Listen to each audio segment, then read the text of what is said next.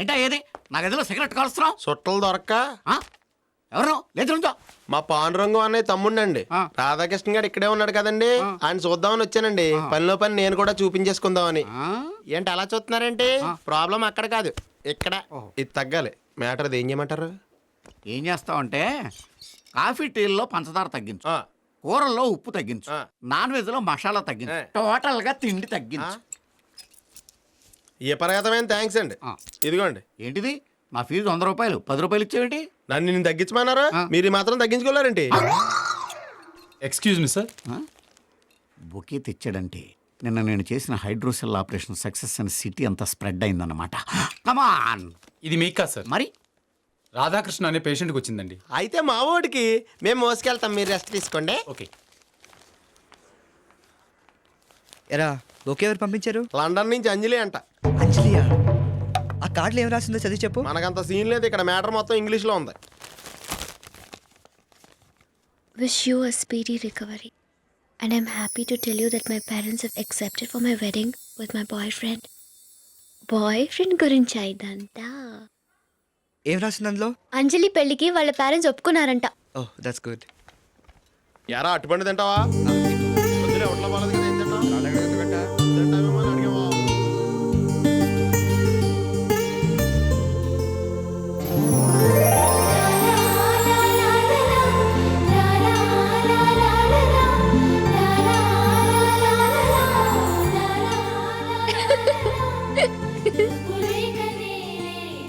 అయ్యో పాపం.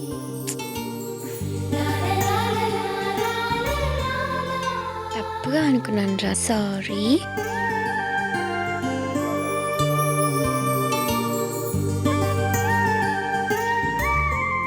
నువ్వెంత ముద్దొస్తున్నావో మరి నేను నీకు ముద్దొస్తున్నానో లేదో ఎలా తెలిసేది? ఇలా మెలుగుదాలంట్రా. అలాగేనండి. ముబ్బట్టి వర్షం పడకపోయినా పర్లేదు కానీ నేల తడిసినప్పుడే ఇత్తనం వేయాలన్నారు. అంతే కదండి, మరి లగ్గాలు ఉన్నప్పుడే పెళ్లిళ్ళు చేయాలి. అందుకే కదా హైదరాబాద్ వెళ్తుంది. మా నేవలకి మీ డాకి మూడేసేస్తా. అదేనయ్యా. అర్థమైందండి. మీ మనవరాలకి మా మనవడికి పెళ్లి చూపులు ఏర్పాటు చేస్తారు. నువ్వు అంటే ముహూర్తాలు కూడా పెట్టించేస్తా. అయితే మీరు వస్తున్నారని మా పాండుకు ఫోన్ చేస్తానండి. మరి నేను బయలుదేరతా. రై ఎక్కరా?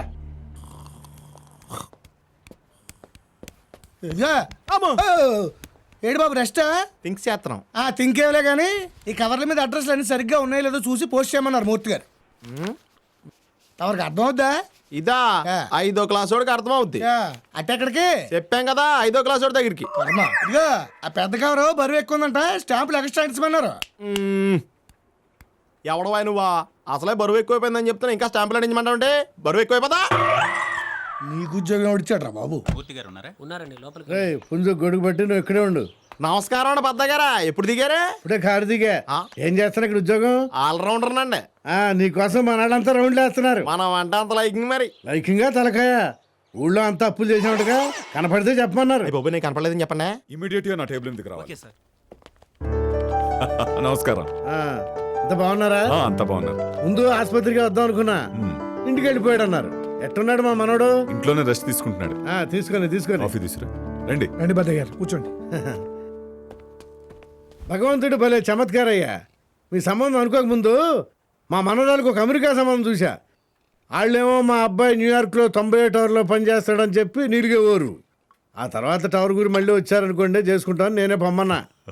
ఈ సంబంధమే ఖాయం చేసుకుందాం అనుకుంటున్నా. మా నాయన ఏమనేవాడో తెలుసా? లగ్గం అంటే మగ్గం వేసినట్టు ఉండాలనేవాడు. కరెక్ట్ గా చెప్పారండి.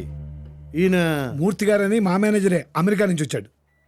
కూలిన తర్వాత వచ్చావా, కూలకు ముందు వచ్చావా? అయ్యా 10 సంవత్సరాల నుంచి ఇక్కడే పని చేస్తున్నానండి. ఏంటోనయ్యా, ముహూర్తాలు కూడా పెట్టేసుకుందామని ఎంతో ఆశతో వచ్చా. తేనెటీగలు దెబ్బ కొట్టేసినాయి. ఇవాళ చాలా మంచి రోజు. మీరన్నా వచ్చి నా మనరాలు చూడొచ్చుగా, లాంఛనాలు అవి మాట్లాడుకుందాం. అలాగే. ఏమయ్యా మీరంతా రావాలి, నీ కూతురు కూడా తీసుకురా. మా అమ్మాయి వైజాగ్ వెళ్ళిందండి, మేమంతా వస్తున్నాం కదా. శుభం.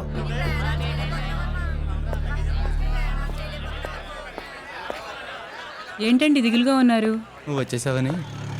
హాయ్ సునీ. హాయ్ కృష్ణ. వచ్చినందుకు థ్యాంక్స్. నువ్వు అసలు రావేమో అనుకున్నాను. వచ్చాక ఇప్పుడే అనుకుంటున్నావు. ఇక నీ పెళ్లికి పిలిస్తే వద్దాం అనుకుంటున్నా. అయినా నీ అక్క పెళ్ళైతే నీకేంటి ఇంత హడావడి? వీళ్ళ అక్క పెళ్ళైతేనే కదా దీని క్లయింట్ లేరు, ఆల్రెడీ దీని బాయ్ ఫ్రెండ్ వెయిటింగ్. ఓ అందుకేనా ఇంత సీన్? అంటే నీ లవ్ సక్సెస్ అన్నమాట. బయలుదేరదామా? యా. ఇల్లు బాగుందా? చాలా బాగుందండి. దీని మేనమామే దగ్గరుండి కట్టించాడు. 1 కోటి పైన అయింది. కలప నేనే కొన్నాను అనుకోండి. తాతయ్య అబ్బా, కలప బర్మా నుంచి తెప్పించాను, అలా తెలియాలి కదా. లంకంత ఈ కొంపలో 4 మడుసులు. నా కొడుకు పోవటంతో దీని మేనత్త మేనమామలే దాని అమ్మబాబులే పెంచారండి. ఇక రేపు పీటల మీద కూర్చుని కన్యాదానం చేసేది కూడా వాళ్ళిద్దరే. రండి కూర్చోండి. మీరు కూడా కూర్చోండి. అరే పలహారాలు అయ్యి బా, మీ అమ్మని పలహారాలు తెమ్మను, లేకపోతే పెట్టలేదు అనుకుంటారు. ముందు ఆ పలరాసాలు పట్టండి. నా మనవరాలు బాగా చదువుకుందండి, కంప్యూటర్ ఇంజనీరింగ్. రామ్మా, మా కోళ్ళండి.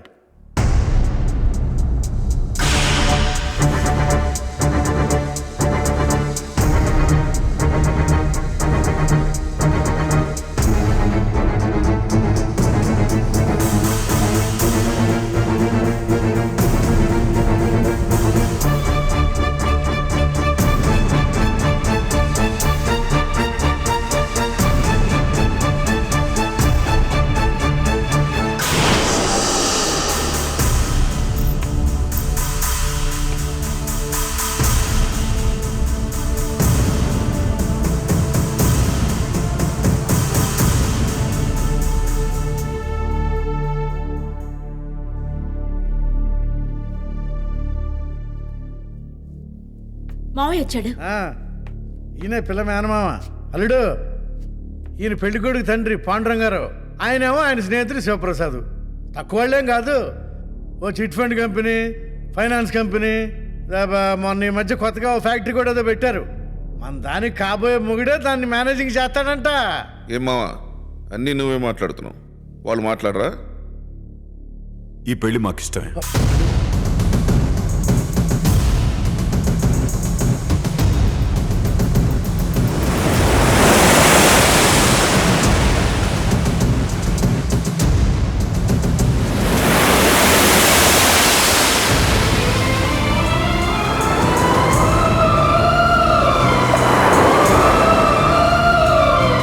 ఆలోచించాల్సిన విషయం అంటయ్యా.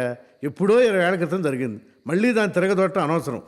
ఎన్ని సంవత్సరాలు అన్నది కాదు, మనుషులు ఎటువంటి వాళ్ళు అన్నది ముఖ్యం. వాళ్ళు అన్నమాట నిలబెట్టుకోరు. మరి నువ్వు అన్నట్టు అనుకున్నా, నీకు అన్యాయం చేసిందో ద్రోహం చేసిందో ఆ శివప్రసాద్ కానీ పాండురంగారావు కాదుగా. నాకెందుకో ఈ సంబంధమే ఖాయం చేసుకోవటం మంచిది అనిపిస్తుందయ్యా. నువ్వు వాళ్ళ మొత్తులో ఉన్నావులే మావా. ముందు ముందు వాళ్ళు వేసుకుంటాడో నీకే తెలుస్తుంది. ఏంటాడి ఆర్గ్యుమెంట్? ఇంతకీ నీరజ్ ఎవరు? మన కోడిపద్దయ్య గారి మనవరాలరా. ఆ అమ్మాయి వాళ్ళ అమ్మ నిర్మల్ని ఒకప్పుడు మీ అంకుల్ పెళ్లి చేసుకోవాల్సింది. అప్పుడు నీకు 1 సంవత్సరం వయసు ఉంటుంది. రామ్మోహన్ చెల్లెలతో మీ అంకుల్కి పెళ్లి నిశ్చయించి తాంబూలాలు పుచ్చుకున్నాం. ఆ ఆనందంలో ఇంటికి తిరిగి వస్తుండగా దారిలో ఓ యాక్సిడెంట్ చేశాను. ఆ యాక్సిడెంట్లో ఓ అమ్మాయి కాలు ఫ్రాక్చర్ అయింది. ఆ అమ్మాయి అమ్మా నాన్న అక్కడికక్కడే చనిపోయారు. హాస్పిటల్లో అమ్మాయి బంధువులు నా మీద కేసు పెట్టడం చూసి నేను జైలుకి వెళ్ళకూడదని నాకు తెలియకుండా ఆ అమ్మాయిని పెళ్లి చేసుకోవడానికి ఒప్పుకున్నాడు మీ అంకుల్.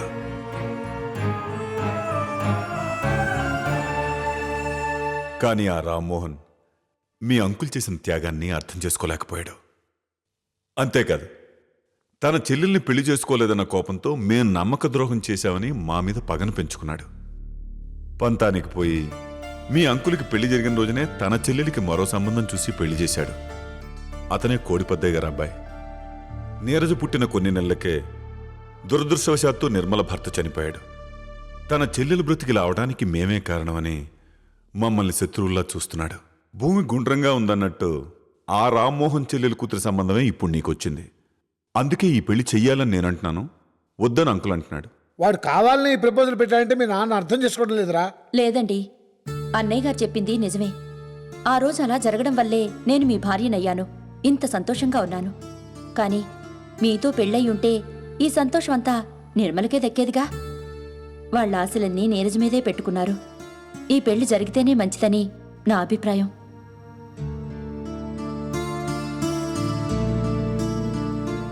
డాడీ ఆంటీ చెప్పిందే కరెక్ట్.